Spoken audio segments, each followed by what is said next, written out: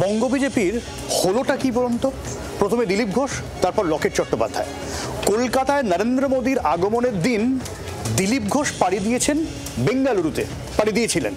আর লকেট চট্টোপাধ্যায় নাকি কার্যত দরজায় খিল এঁটে বসেছিলেন। অন্দরে আর কি খবর? তিনটি ছবি। প্রথম ছবি 2024-এর 1 মার্চ, স্থান আরামবাগ। মোদীর সভামঞ্চে অন্যতম অতিথি লকেট চট্টোপাধ্যায়। দ্বিতীয় ছবি 18 জুলাই 2025, স্থান দুর্গাপুর। মোদীর সামনে নমস্কারে ব্যস্ত লকেট। কিন্তু তৃতীয় ছবি 22 আগস্ট 2025, দমদমে মোদীর সভা, নেই লকেট। কেন? প্রশ্ন এখন সেখানেই। সূত্রের খবর, মোদীর সভায় লকেট চট্টোপাধ্যায়ের অনুপস্থিতি দেখে ফোন করেছিলেন বিজেপির রাজ্য সভাপতি শ্রমিক ভট্টাচার্য। শ্রমিককে নাকি লকেট জানান প্রধানমন্ত্রীর সভার কোনো খবর তার কাছে ছিল না। দুর্গাপুরে প্রধানমন্ত্রীর সভায় যিনি সব দায়িত্ব সামলেছিলেন, দলের সাধারণ সম্পাদক, অত্যন্ত গুরুত্বপূর্ণ মুখ, সেই লকেট চট্টোপাধ্যায় হঠাৎ অনুপস্থিত গতকালের দমদমের সভায়। কেন তিনি অনুপস্থিত সেটা জানতে চেয়ে সূত্র মারফত যেটা জানা যাচ্ছে, ফোন করেছিলেন লকেট চট্টোপাধ্যায়কে খোদ বিজেপির রাজ্য সভাপতি শ্রমিক ভট্টাচার্য। শ্রমিক ভট্টাচার্যেরও অজানা ছিল কেন লকেটকে দেখা গেল না গতকালের সভামঞ্চে।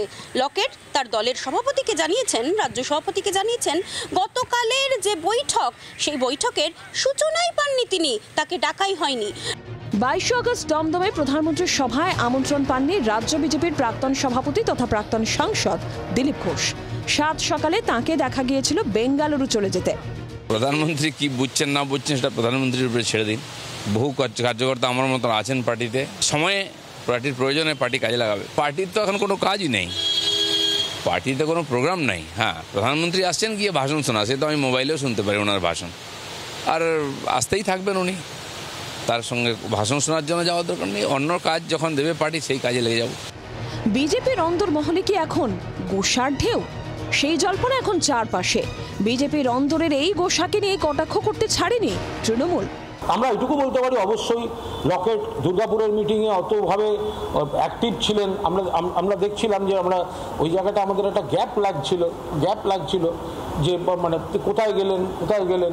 দুর্গাপুরের মিটিংয়ে অতখানি অ্যাক্টিভ, আর দমদমে দেখা গেল না, কি হলো এই আর কি।